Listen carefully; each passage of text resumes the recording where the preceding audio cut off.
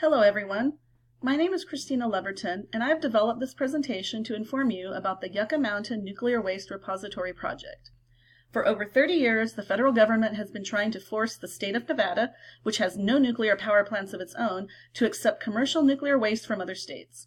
Although the project was shelved in 2010, recent events indicate that the current administration is trying to resurrect the project despite its many dangers.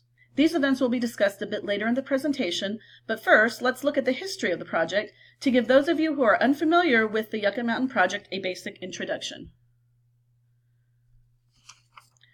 Some of you may be wondering what exactly is Yucca Mountain. In geographic terms, Yucca Mountain is a seismically and volcanically active mountain located near the southern Nevada-Southern California border. Yucca Mountain lies east of the Amargosa Desert and is approximately 90 miles from Las Vegas, a major metropolitan area famous for tourism. The mountain is a mere 15 miles from Beatty, Nevada, a town which calls itself the Gateway to Death Valley.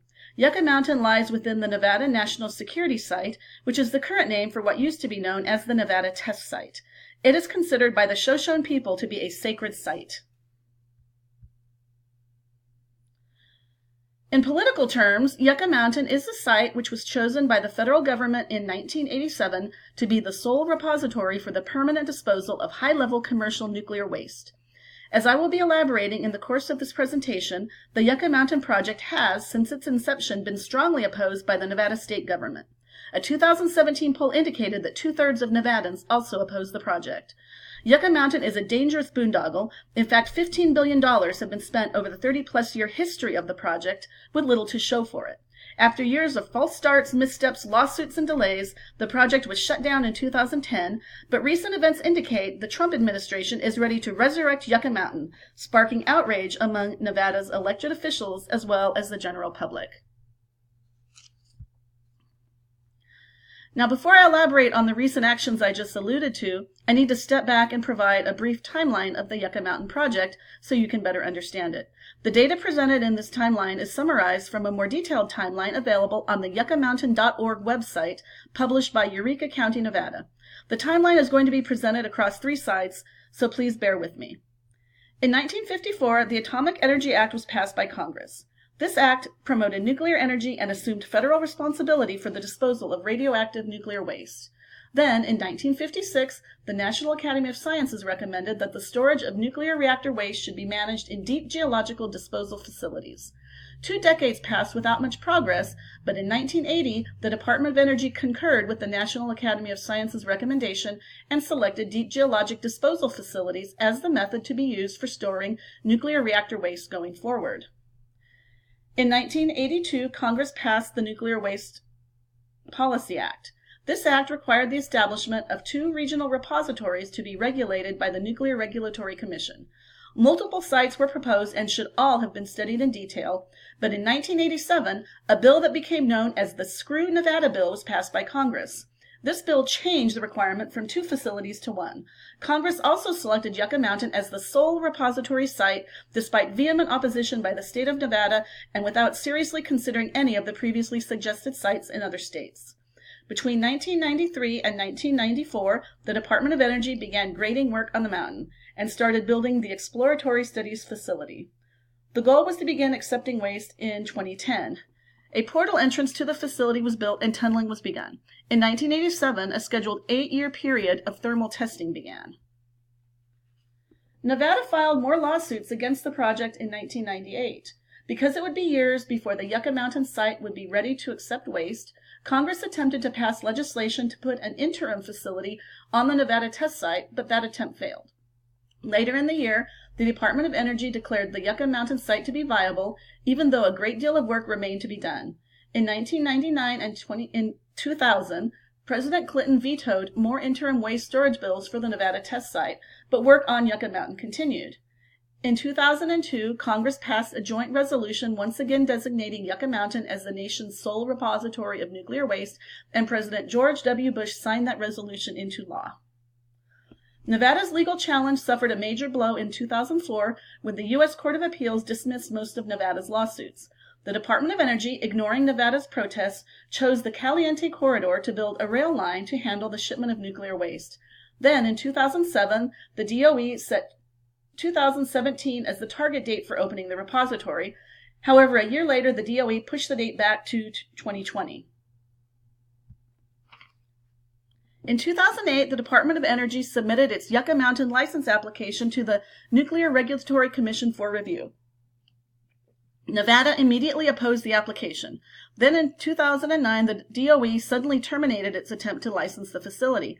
This set off a fight between two federal agencies, as the Nuclear Regulatory Commission stated that the DOE could not withdraw its license request. In 2011, South Carolina and Washington State both sued to force the Nuclear Regulatory Commission to keep the Yucca Mountain project alive, but the Obama administration announced plans to halt the project. I hope that timeline didn't put everybody to sleep. Now, you should have at least a rudimentary understanding of the Yucca Mountain issue.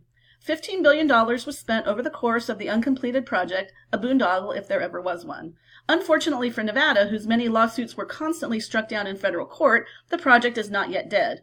As I had alluded to at the beginning of this discussion, recent actions of the Trump administration indicate that the federal government is once again trying to resurrect the Yucca Mountain project. In May of 2018, Congress voted to force the Department of Energy to resume the licensing process. Then in November of 2018, the federal government secretly shipped plutonium to the Nevada National Security Site, which is the current name for what used to be known as the Nevada Test Site. At the time, Nevada had petitioned the courts to stop the shipment, and the news that the shipment had already taken place broke in late January of this year. Nevada officials, including Governor Steve Sisolak, Senators Catherine Cortez Masto and Jackie Rosen, and several representatives protested vehemently and insisted that they were unaware of the shipment. More recently, in March of this year, President Trump's fiscal year 2020 budget requested that $116 million be allocated for the Nuclear Regulatory Commission's Yucca Mountain licensing process. This happened despite the president having declared during a recent visit to the Silver State that he would not support the reopening of the Yucca Mountain project.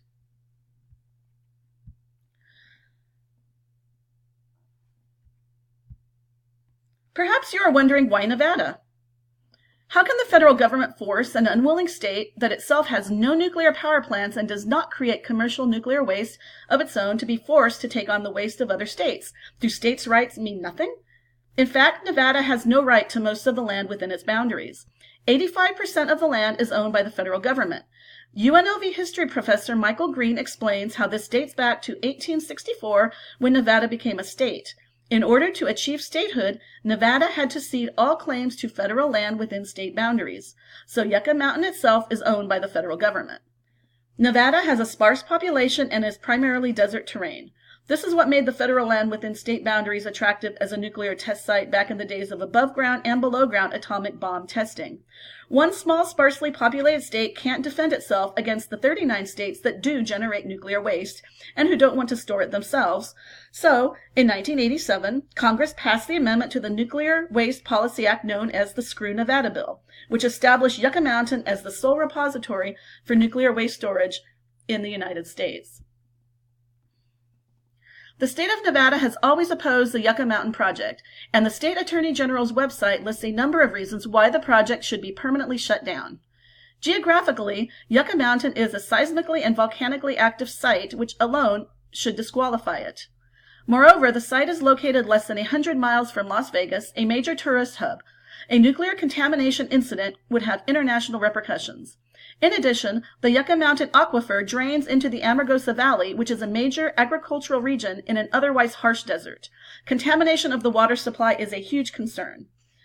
Yucca Mountain was designated as the nation's sole repository, yet the state asserts that there isn't enough space to store all of the nation's existing nuclear waste, which would continue to be generated.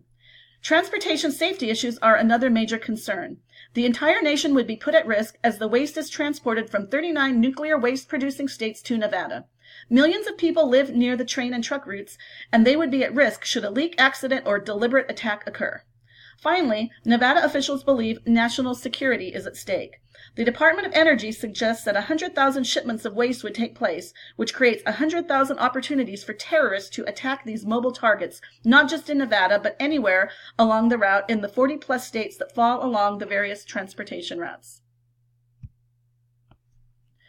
Usually, in a political issue, there would be a clear-cut case to be made. I could urge you to call and write to your senators and representatives to oppose the Yucca Mountain project and to email the White House and ask the Trump administration to halt this unwanted, dangerous project. Yet, the state of Nevada has already made its bipartisan opposition crystal clear for years, and our representatives know the majority of Nevadans share their concerns. Congress literally ganged up to pass the infamous Screw Nevada bill in the 1980s, and they won't stop now. With $15 billion of federal tax dollars already invested and a Congress willing to ignore the obvious dangers of using a seismically active mountain 90 miles from an international tourist hub to keep nuclear waste out of their own backyards, the reopening and eventual implementation of Yucca Mountain is a fait accompli. And that concludes my presentation. All of the images that I use in this presentation came from the yuccamountain.org website, which is published by Eureka County, Nevada, and they said that the images were in the public domain. The remainder of the newspaper online articles I accessed are shown here on the Works Cited page. Thank you.